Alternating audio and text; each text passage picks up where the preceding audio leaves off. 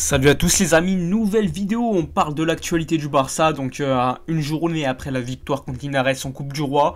Il y a eu des éléments très importants qui sont déroulés lors de ce match, notamment les blessures de Frenkie de Jong et Araujo. On en sait plus, alors Araujo va se faire opérer tout simplement à la main parce qu'il y a eu fracture. Certains médias parlent de 10 à 15 jours d'absence, d'autres parlaient au tout départ de 3 semaines d'absence. Finalement, Araujo pourrait revenir plus tôt que prévu, on parle donc de 10 jours. 10 jours, c'est-à-dire un retour possible contre le Rayo Vallecano en Liga au Camp Nou le 19 janvier. Même si c'est peu probable, il est possible quand même que Araujo revienne dans ces eaux-là, ce qui est quand même plutôt positif. On attendait beaucoup plus de durée d'absence finalement, comme c'est une fracture à la main. Il y aura beaucoup de douleurs, mais ça ne l'empêchera pas de jouer. C'est une blessure assez courante d'ailleurs pour des athlètes, et au foot il y a notamment le joueur Musiala du Bayern qui a eu cette blessure il n'y a pas longtemps, Gabi de l'Atlético à l'époque, donc c'est pas non plus une blessure nouvelle, c'est quelque chose de très connu. Concernant Frenkie de Jong, lui, on attend une absence de 10 jours maximum, c'est une élongation au mollet gauche, donc c'est pas non plus une grosse blessure.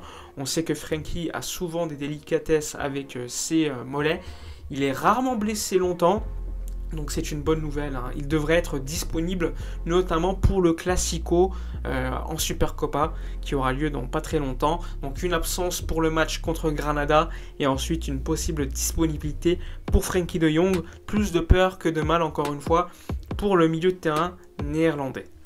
Alors sinon, prochain match contre Grenade ce week-end. En attendant, il y a pas mal de rumeurs.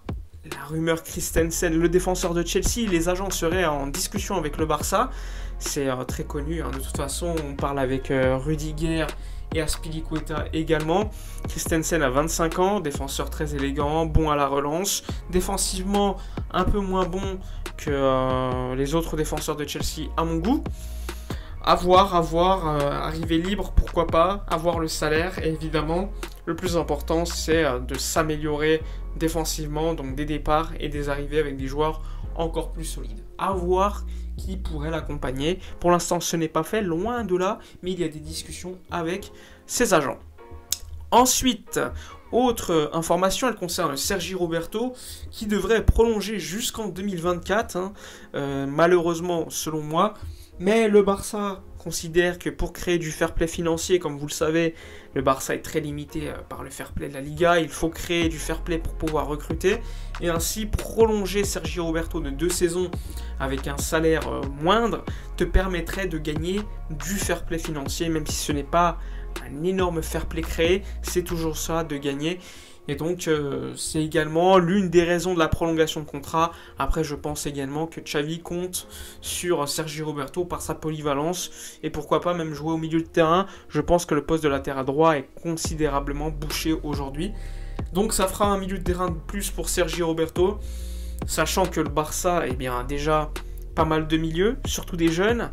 Il faudra prendre des décisions l'été prochain. Je pense qu'il y aura un départ important au milieu de terrain l'année prochaine, surtout en vue de créer du fair play et donc de recruter encore plus efficacement, malheureusement. Mais bon, pour l'instant c'est encore trop tôt, c'est quelque chose qui est très très tôt dans la saison, mais ça m'étonnerait pas.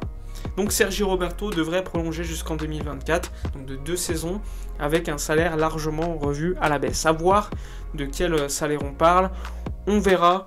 Mais c'est toujours très important d'économiser de toute façon de la masse salariale, et c'est la clé pour pouvoir recruter ensuite. Ensuite, autres informations, on attend, mais normalement vendredi, il y aura un accord médical qui sera donné pour Ansu Fati, pour Memphis Depay, pour Pedri et même pour Ferran Torres. Néanmoins, pour Ferran Torres, il faudra notamment attendre les résultats du test PCR, tout comme pour Sergiño Dest et d'autres joueurs de l'effectif qui pourraient être disponibles, mais qui dépendent de leur test négatif au PCR. Ça, c'est très important, sachant qu'en plus de cela, Ferran Torres est soumis à l'obligation d'être inscrit par la Liga, et pour cela, tu dois gagner du fair play. Et ça se gagne par la prolongation de Sergi Roberto notamment, ou encore le départ en prêt de Philippe Coutinho, qui est quasiment acté pour Aston Villa. Plusieurs clubs anglais étaient très intéressés par le milieu de terrain brésilien. Finalement, la connexion Gerrard, son ancien coéquipier de Liverpool, qui est aujourd'hui coach d'Aston Villa, a beaucoup pesé dans la décision de Coutinho. On sait qu'il y a possiblement une option d'achat qui sera inscrite dans ce deal, à voir de quel montant on parle, pour l'instant ça n'a pas fuité.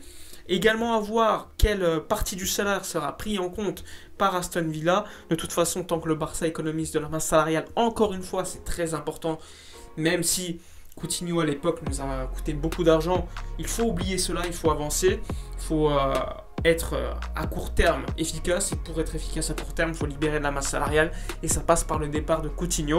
Personnellement, même s'il fallait le lâcher à 0€, franchement je m'en fous. Il y a tellement d'argent en jeu, on parle quand même d'un joueur qui pèse annuellement, avec l'amortissement plus la masse salariale, 48 millions d'euros chaque année. Donc attention, le voir partir gratuitement, moi ça me dérangerait pas.